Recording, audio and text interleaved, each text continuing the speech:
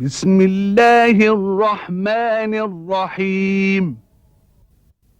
كتاب أنزلناه إليك مبارك ليدبروا آياته وليتذكر أولو الألباب. صدق الله العظيم.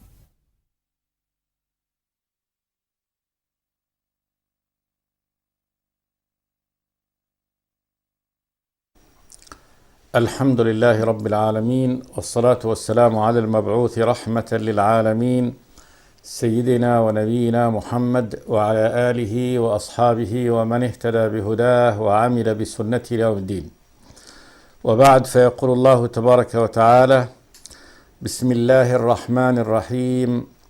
إذا السماء انشقت وأذنت لربها وحقت، وإذا الأرض مدت وألقت ما فيها وتخلت وأذنت لربها وحقت. يا أيها الإنسان إنك كادح إلى ربك كدحا فملاقيه. فأما من أوتي كتابه بيمينه فسوف يحاسب حسابا يسيرا وينقلب إلى أهله مسرورا. وأما من أوتي كتابه وراء ظهره فسوف يدعو ثبورا ويصلى سعيرا إنه كان في أهله مسرورا إنه ظن أن لن يحور بلى إن ربه كان به بصيرا. هذه سورة الانشقاق. بدأ الله تبارك وتعالى هذه السورة قال جل وعلا: إذا السماء انشقت وأذنت لربها وحقت، وإذا الأرض مدت وألقت ما فيها وتخلت وأذنت لربها وحقت. إذا السماء انشقت، وهذا في يوم القيامة، هذا إذان بنهاية هذا الكون المشاهد، السماوات والأرض، وتبديل السماوات والأرض ليقوم الناس لرب العالمين سبحانه وتعالى لفصل القضاء بينهم.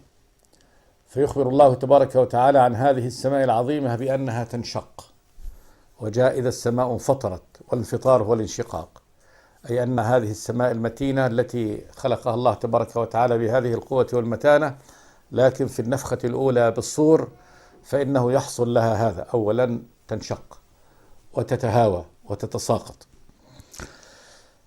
وأذنت لربها وحقت. أذنت، استمعت لربها سبحانه وتعالى، وحقت، حق لها هذا، حق لها أن تستمع لله تبارك وتعالى، فإنها مخلوقة مدبرة مؤتمرة بأمر الله تبارك وتعالى، طائعة له خلقا وتصريفا وقدرا ونهاية بهذا النسف والنهاية كذلك. فهي في كل أحوالها مستجيبة لأمر الله تبارك وتعالى، وبالتالي مطيعة، كما ذكر الله تبارك وتعالى عن بدء الخلق. قال جل وعلا: قل إنكم لتكفرون بالذي خلق الأرض في يومين وتجعلون له أندادا ذلك رب العالمين. وجعل فيها رواسي من فوقها وبارك فيها وقدر فيها أقواتها في 4 أيام سواء للسائلين، ثم استوى إلى السماء وهي دخان فقال لها وللأرض ائتيا طوعا أو كرها قالتا أتينا طائعين. فقضاهن 7 سماوات في يومين وأوحى في كل سماء أمرها وزينا السماء الدنيا بمصابيح وحفظا ذلك تقدير العزيز العليم. فالله تبارك وتعالى الذي بدأ هذا الخلق، وهذا الخلق كان مطيعا له سبحانه وتعالى ممتثلا لأمره. فالسماء امتثلت أمر الله تبارك وتعالى في الخلق الأول، وهي ممتثلة أمر الله تبارك وتعالى في هذا الانقلاب الكامل في هذه الأحوال، فتنشق السماء وتأذن وتسمع لأمر ربها تبارك وتعالى. وأذنت لربها، استمعت لأمر ربها تبارك وتعالى.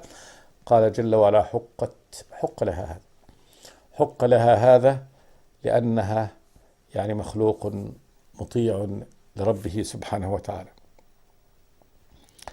هذه السماء الشديدة العظيمة مطيعة لله تبارك وتعالى، فما بال هذا الإنسان الصغير الحجم صغير القدر ولكنه يعصى الله تبارك وتعالى. ثم قال جل وعلا: وإذا الأرض مدت وألقت ما فيها وتخلت وأذنت لربها وحقت. وإذا الأرض، عندما الأرض كذلك الأرض التي يسكن عليها هذا الإنسان مدت بأنها تفرد بعد أن كانت هكذا، يعني كما يراها الناس الآن كرة واحدة، لكنها تمد، تزلزل، يحترق ما فيها من الماء، تفجر أنهارها، تنسف جبالها، ثم يبسطها الله تبارك وتعالى ويمدها ليقوم يعني الناس لرب العالمين على أرض ممتدة ليس فيها علم لأحد، كما قال النبي: يقوم الناس في صعيد واحد على أرض ليست فيها علم لأحد، ما في إنسان له يعني بيت أو قصر أو خيمة أو ملجأ، وإنما أرض مستوية. ففي هذا اليوم، يوم القيامة، خلاص تبدل الأرض غير الأرض والسماوات وبرزوا لله الواحد القهار. فهذه الأرض تمد. وإذا الأرض مدت وألقت ما فيها، كل ما في بطنها من حوتهم من الناس ألقتهم إلى ظاهرها، وتخلت، يعني أصبحت خالية ليس فيها يعني شيء تخفيه ونفس تكتمها، بل إنما كلها قد يعني لفظته إلى خارجها. وأذنت لربها، استمعت لربها، فهذه بالأمر، حق لها هذا، كما قال تبارك وتعالى: إذا زلزلت الأرض زلزالها وأخرجت الأرض أثقالها وقال الإنسان ما لها، يعني يكون فيها هذا التبدل والتغير. يومئذ تحدث أخبارها بأن ربك أوحى لها، فالله الذي أوحى لها، استمعت لكلام الله تبارك وتعالى، وحق لها أن تستمع لكلامه جل وعلا. وأذنت لربها وحقت، بعد أن بين الله تبارك وتعالى ما يكون من هذا التبدل الهائل في السماوات والأرض، وهي هذه المخلوقات العظيمة، يخاطب الله تبارك وتعالى هذا الإنسان المستعلي المستكبر عن أمر ربه سبحانه وتعالى، والحال أنه ضئيل صغير بالنسبة إلى خلق السماوات والأرض. يقول جل وعلا: يا أيها الإنسان إنك كادح إلى ربك كدحا فملاقيه. يا أيها الإنسان خطاب من الله تبارك وتعالى إلى كل أحد، إلى كل من هو تحت هذا الوصف، إلى كل إنسان مخاطب من أولاد آدم. إنك كادح إلى ربك كدحا فملاقيه.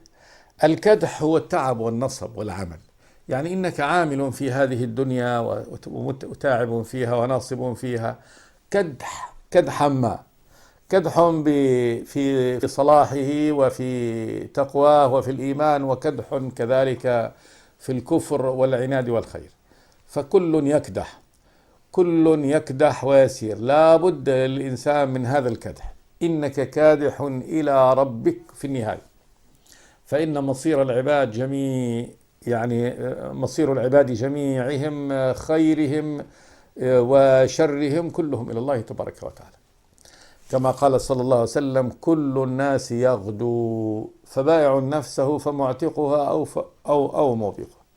كل الناس يغدو، يعني يسير، يخرج من بيته صباحا، ولكن هذا يسعى ويكدح فيما يعني يفك رقبته من النار، في فكاك نفسه من النار، في عتق نفسه في مرضاة الله تبارك وتعالى، وهذا يكدح ويسير في غل نفسه، في إيثاق نفسه بالنار، في هلاك نفسه. كل الناس يغدو فبائع نفسه فمعتقها أو موبقها أو مهلكها.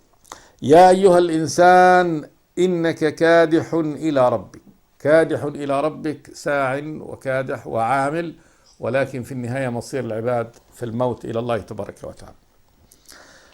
وإلى ربك هو خالقك سبحانه وتعالى، هو خالقك ورازقك، المتصرف فيك هو ربك. فملاقي، كلكم ملاقي، كل أحد ملاقي ربه سبحانه وتعالى من مؤمن وكافر، ومحاسبه سبحانه وتعالى. كل أحد سيحاسب الله تبارك وتعالى كل نفس، والله هو الذي يحاسبها سبحانه وتعالى، ولا يوكل بحساب يعني عباده أحدا غيره سبحانه وتعالى، فلا يوكل ملك ولا غيره بأن يحاسب طائفة من الناس أو مجموعة منهم، بل كل أحد يحاسبه الله. إن إلينا إيابهم ثم إن علينا حسابهم، فحساب الجميع إلى الله تبارك وتعالى. والنبي يقول صلى الله عليه وسلم: ما منكم إلا وسيكلمه ربه، ما منكم أي من أحد إلا وسيكلمه ربه، ليس بينه حاجب أو ترجمان يحجبه دونه، فيقول له: ألم يأتك رسولي فبلغك وآتيتك مالا وأفضلت عليك فما قدمت لنفسك. فلا ينظرن أيمن منه فلا يرى شيئا، ولا ينظرن أشأم منه فلا يرى شيئا، ولا ينظرن تلقاء وجهه فلا يرى إلا النار، فاتقوا النار ولو بشق تمر. تحذير عظيم من النبي صلى الله عليه وسلم بأنه كل أحد سيوقف بين يدي الله تبارك وتعالى ويحاسبه الله تبارك وتعالى، ويذكره الله نعمته التي أنعم بها عليه، ويقول: ماذا صنعت فيه؟ فيقول جل وعلا: يا أيها الإنسان إنك كادح إلى ربك كدحا فملاقيه. ثم بين سبحانه وتعالى افتراق الناس عند هذا اللقاء، قال: فأما من أوتي كتابه بيمينه فسوف يحاسب حسابا يسيرا وينقلب إلى أهله مسرورا. فأما من أوتي كتابه بيمينه، هذول أهل الإيمان، يكرمهم الله تبارك وتعالى بأن يعطيهم كتاب أعمالهم بأيمانهم. وقد أخبر النبي صلى الله عليه وسلم أن الناس وهم في هذا الأرض في هذا المحشر تتطاير الصحف، وتأتي كل إنسان صحيفته، يعني تأتي له في موقفه، فآخذ بيمينه وآخذ بشماله من وراء ظهره. فالمؤمن يأخذ كتابه بيمينه، يأتيه كتابه إلى اليمين، والكافر يأتيه كتابه من وراء ظهره يأخذه بشماله. فأما من أوتي كتابه بيمينه أهل الإيمان، نسأل الله تبارك وتعالى أن يجعلنا منهم، فسوف يحاسب حسابا يسيرا وينقلب إلى أهله مسرورا. يحاسب أي يحاسبه ربه سبحانه وتعالى حساب يسير، والحساب اليسير إنما هو العرض، يعني تعرض أعماله، يقرره الله، إن كان من أهل الذنب يقرره الله تبارك وتعالى بذنوبه، ويتجاوز الله تبارك وتعالى عن خطيئة هذا الذي يحاسب حسابا يسيرا. وأما من نوقش الحساب عذب، من نوقش الحساب يعني سئل، فهذا يعذب. وقد قال صلى الله عليه وسلم: من نوقش الحساب عذب.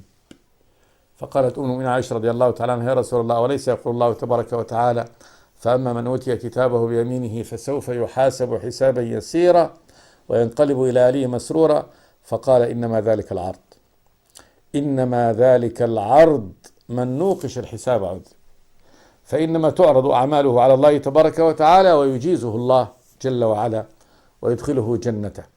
هذا المؤمن الذي يحاسب الحساب اليسير الذي لا يناقش. أما من نوقش الحساب فإنه عذب. وينقلب إلى أهله مسرورا، إلى أهله زوجاته في الجنة. الله تبارك وتعالى سماهم أهله لأن هذه هي عطية الرب له سبحانه وتعالى وتزويج الله له، الله الذي زوجه، قال: وزوجناهم بحور عين. فهذه زوجاته، هذه عطية وهبة وإحسان من الله تبارك وتعالى لأهل الإيمان. وسمي أهله لأنهم أصبحوا أهله، لأنهم أصبحوا أهله بتزويج الله تبارك وتعالى له. لما زوج الله تبارك وتعالى يعني المؤمن في الجنة: هذه زوجتك، يعني هؤلاء زوجاتك، فأصبحوا أهل الإنسان. والله يقول: إلى أهله، الذين ادخرهم الله تبارك وتعالى له، وذخرهم الله تبارك وتعالى له، وزوجهم الله تبارك وتعالى، يعني هذه زوجاتك وهم أهلك. فأما من أوتي كتابه بيمينه فسوف يحاسب حسابا يسيرا وينقلب إلى أهله مسرورا. ينقلب، يرجع، فكأنه كان في رحلة عظيمة في هذه الدنيا التي هي ساعة، ثم بعد ذلك عرضت صحيفة أعماله، أقره الله تبارك وتعالى يعني على أعماله وأمضاها، ثم يذهب بعد ذلك إلى داره إلى أهله مسرور فرح. ما أيسر هذا وما أحسن هذا بالنسبة لأهل الإيمان. مسرورا فرحا بأن يعني كان هذا هو المآب، وهذا هو المصير، وهذا هو الأهل، وهذا هو البيت، وهذا هو السكن، وهذا هو البقاء الأبدي الذي لا انقطاع له. وأما من أوتي كتابه وراء ظهره، أما الآخرون الذين يعني أعطوا كتابهم من وراء ظهورهم عياذا بالله ويأخذه بشماله، وهذه في إهانة. يعني هذا الكافر والمنافق يهان بكل أنواع الإهانة، حتى الإهانة في أخذ كتاب الأعمال. لا يكرم في هذا بأنه يأخذه بيمينه، وإنما يأخذه بشماله. فهذا الإهانة في كل بعد ذلك تصرف، وفي كل عمل يعني يكون له بعد ذلك يهان فيه، فيهان بأن يأخذ الكتاب من وراء ظهره ومن شماله. هذا كتاب أعماله، فسوف يدعو ثبورا عندما يطلع عليه ويفتحه ويرى ما فيه، وأن هذا الكتاب قد دون فيه كل جرائمه وكل أقواله وكل فسقه وكل فجوره وكل معاصيه وذنوبه. عند ذلك خلاص ينفجر صارخا بالدعاء بالثبور على نفسه. يدعو ثبورا يعني يدعو على نفسه بالهلاك، يقول يا هلاكه يا مصيبته يا ويله، فيدعو بالثبور. ولا يفيده أن يدعو على نفسه بهذا، فهو في الثبور حتما ويصلى سعيرا. يصلى صلي، قل صليت الشاه يعني شويتها، يعني يشوى في النار عياذا بالله. سعيرة نار مشتعلة، فهذه مآله ونهايته. فسوف يدعو ثبورا أي بالثبور وبالهلاك على نفسه، ويصلى سعيرا. قال جل وعلا إنه كان في أهله مسرورا. إنه يعني هذا المجرم الذي عوقب هذه العقوبة كان في أهله أي في الدنيا مسرورا، لا يحمل هما، ما عنده هم للآخرة، ما آمن بربه سبحانه وتعالى، ولا اتقى هذا اليوم، ولا فكر في يوم القيامة، ولا نظر هذا النظرة. كان هذا أمر ملقيه خلف ظهره، وعايش في أهله مسرور. وانظر السرور هنا والسرور هناك. فالمؤمن ينقلب إلى أهله في الجنة مسرورا، فالسرور أخيرا، وهذا الذي ضحك أخيرا وسر أخيرا، هذا الذي سيسر طويلا. وأما هذا كان مسرور في الدنيا، سروره كان قليل، وهذا ثم بقي لم يبق له إلا الغم والهم، ويعني الدعاء على نفسه بالهلاك والنار الأبدية عياذا بالله. إنه كان في أهله مسرورا. إنه ظن أن لن يحور. إنه ظن هنا بمعنى الاعتقاد أن لن يحور، لن يرجع إلى الله. ظن أنها حياة دنيا فقط، ولا بعث ولا نشور ولا رجوع إلى الله تبارك وتعالى. ولذلك فجر الفجور الذي هو فيه، وسار كما يعني بالذي سار فيه. إنه ظن أن لن يحور. قال جل وعلا بلى إن ربه كان به بصيرا. بلى سيرجع، سيحور ويرجع إلى الله تبارك وتعالى، لأن هذه حكم الرب تبارك وتعالى وقدره ومشيئته، وأنه قد يعني كتب هذا وحتمه وجعله أمر لازم، أنه لا بد من البعث. قل بلى وربي لتبعثن ثم لتنبؤن بما عملتم وذلك على الله يسير. فالبعث حق ولا بد أن يكون، ولا بد أن يجازي الله تبارك وتعالى كل نفس بما كسب، ليجزي الله كل نفس ما كسبت. لا بد أن يجازي الله تبارك وتعالى العباد بجزائهم، ولا يخليهم. كيف يخليهم الله تبارك وتعالى؟ كيف يخلقهم في هذه الدنيا ويتركهم يعبثون، يفعلون ما يشاء، يفجرون، يفسقون، يكفرون، ثم لا يكون هناك حكم ولا عقوبة؟ مستحيل. كيف يخلي الله تبارك وتعالى أهل الإيمان يعبدونه ويؤمنون به ويجاهدون في سبيله ويفعلون، ثم لا يكون بعد ذلك لهم جزاء؟ تعالى الله تبارك وتعالى عن ذلك. فما يكذبك بعد بالدين؟ أليس الله بأحكم الحاكمين؟ الله أحكم الحاكمين سبحانه وتعالى. ولا يمكن أن يجعل المسلم والمجرم سواء. أفنجعل المسلمين كالمجرمين؟ ما لكم كيف يحكمون؟ لابد أن يجازى. فالله يقول بلى، يعني إن ربه كان به بصيرا. لابد أن يحور، لابد من الرجعة. إن ربه خالقه سبحانه وتعالى كان به بصيرا، كان به بهذا العبد بصير، فإنه خلقه سبحانه وتعالى، وخلقه لمهمة ليعبده سبحانه وتعالى في هذه الأرض، وأرسل الرسل، أنزل الكتب، أقام الحجة، أقام البراهين، أمر ونهى سبحانه وتعالى، أوضح الطريق، والله تبارك وتعالى مبصر بكل عباده، وهو القائم على كل نفس بما كسبت. بلى إن ربه كان به بصيرا. ثم قال جل وعلا: فلا أقسم بالشفق والليل وما وسق والقمر إذا اتسق لتركبن طبقا عن طبق. انظر هنا تأكيد الله تبارك وتعالى بأن البعث والنشور والمآل الذي سيؤول إليه الناس حق ولا بد، فيقسم سبحانه وتعالى عليه، فيقسم بالشفق. قال: فلا أقسم بالشفق. والشفق هي هذه الحمرة التي تظهر بعد مغيب الشمس من سطوع يعني أشعة الشمس على صفحة السماء، خاصة إذا كان في الأفق فيه بقايا سحاب، فإنه يسطع عليه ضوء الشمس، ويظهر هذا الشفق الأحمر الذي يمتد مدة من الزمان، ساعة ونحو ذلك، حتى يعني تصبح الشمس ساقطة بعيدا في الأفق، فعند ذلك يظلم، يكمل ظلام الليل، وهذا كله في جهة الغروب. أولا الشفق من حيث يعني المنظر وبهائه منظر بديع من خلق الله تبارك وتعالى، وهو من أبدع يعني المناظر.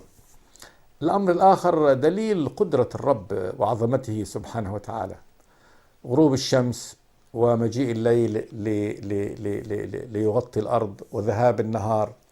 هذا لحظات عظيمة جدا، لحظة انتهاء النهار ولحظة قدوم الليل، تذكر بآية عظيمة جدا في آية الليل والنهار من آيات الله تبارك وتعالى في الخلق، سواء في هذا الخلق في هذا الفعل، أو في الأثر وفي الفائدة التي تكون لهذا بالنسبة للإنسان وللحيوان وكل هذه الموجودات. أمر عظيم جدا. وقد علم الناس أن حصول يعني الليل والنهار إنما هم بآية عظيمة بهذه الأرض العظيمة الكبيرة التي هي بهذا الاتساع، وهي ببحارها ومحيطاتها وجبالها وناسها، كلها تدور حول نفسها هذه الدورة أمام الشمس، ثم يتكون من هذا الليل والنهار. أمر عظيم جدا.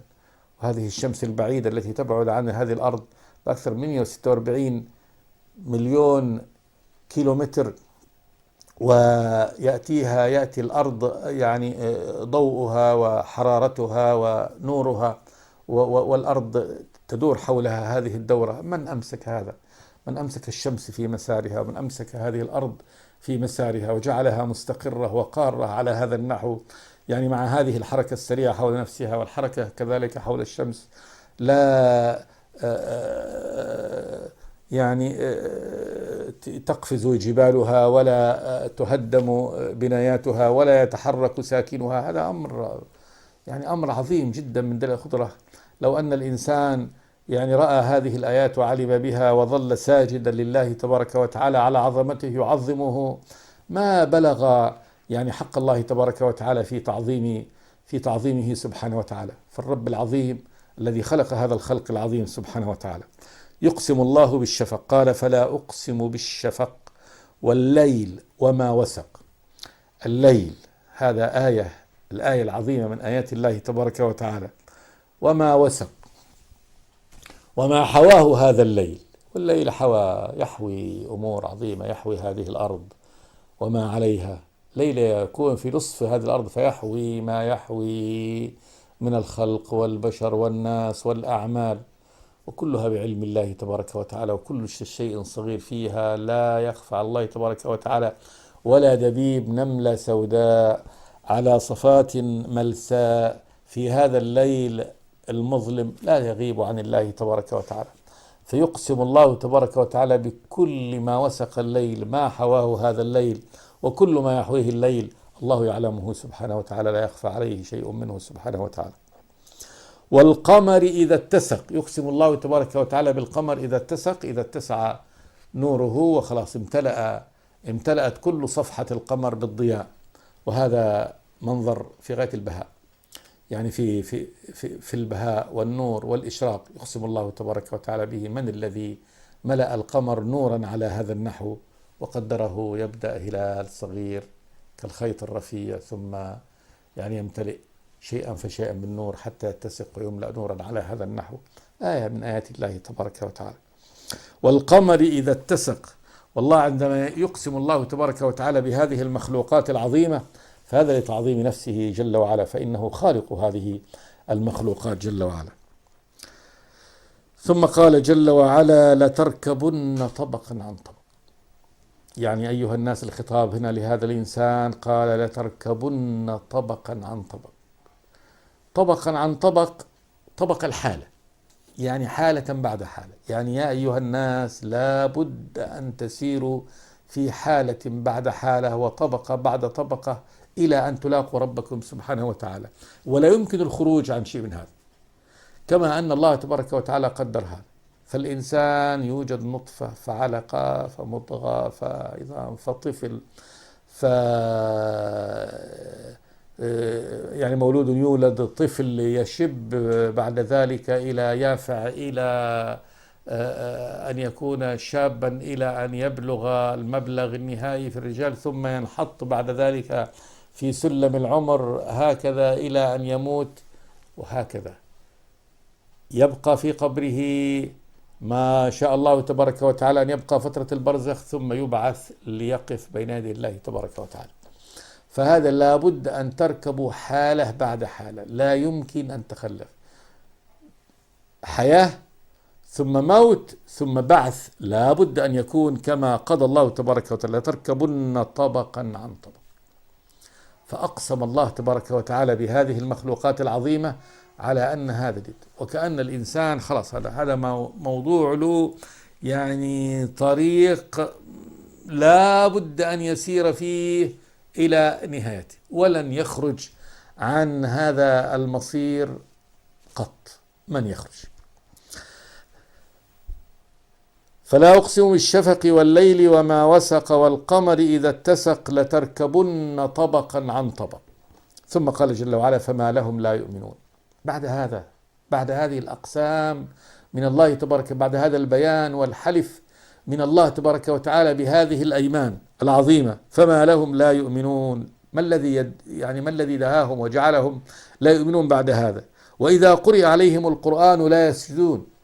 كان ينبغي إذا قرئ هذا القرآن من الله تبارك وتعالى، وهذا القرآن فيه هذا البيان، وفيه هذا الحلف، وفيه هذا التأكيد من الله تبارك وتعالى، وفي هذا بيان هذا الحلف بهذه المخلوقات العظيمة، لا يسجدون لله تبارك وتعالى سجود تعظيم وسجود رهبة. وإذا قرئ عليهم القرآن لا يسجدون. قال جل وعلا: بل الذين كفروا يكذبون. ولكن الحال أن الذين كفروا ما الذي عندهم؟ تكذيب. يعرفون أن هذا صدق، يعلمون صدق هذا، ولكنهم يكذبونه ويردونه. فهذه علتهم، وهذا هو يعني مصيبتهم. بل الذين كفروا يكذبون. قال جل وعلا: والله أعلم بما يوعون. يوعون ما يعيه الإنسان هو ما يعني يصر عليه ويخفيه، فهذا الذي يخفونه سواء كان من أعمالهم من أسرارهم الله يعلمه سبحانه وتعالى. والله أعلم بما يوعون. قال جل وعلا: فبشرهم بعذاب أليم. استهزاء بهم. البشارة هي الإخبار بما يسر. سميت الإخبار بما يسر بشارة لأنها تؤثر في بشرة الإنسان سرورا، لكن إذا جاءت البشارة في غير محلها يكون الاستهزاء. فبشرهم بعذاب أليم، يعني يقول لهم انتظروا العذاب الأليم الذي ينتظركم لهؤلاء المكذبين. فبشرهم بعذاب أليم. ثم قال جل وعلا: إلا الذين آمنوا وعملوا الصالحات لهم أجر غير ممنون. يعني فهؤلاء المكذبين يبشرون بالعذاب الأليم عند الله الذي لا بد أن يكون، والذي يقسم الله تبارك وتعالى إنه كائن لا بد. وأما إلا الذين آمنوا وعملوا الصالحات لهم أجر غير ممنون. أجر غير ممنون، غير مقطوع. أجر الجنة لأنه لا يقطع، لا ينتهي عند وقت ولو آلاف أو آلاف الآلاف من السنين ثم ينتهي وينقطع، لا، بل هو أجر دائم دائم دائم ليس له انقطاع. وتصور الديمومة طبعا أمر يعني غير مستطاع لنا، لكنها ديمومة لا انقطاع لها. فهؤلاء هو أجر أهل الإيمان، نسأل الله تبارك وتعالى أن يجعلنا منهم. استغفر الله لي ولكم من كل ذنب، والحمد لله رب العالمين. بسم الله الرحمن الرحيم كتاب أنزلناه إليك مبارك ليدبروا آياته وليتذكر أولو الألباب صدق الله العظيم.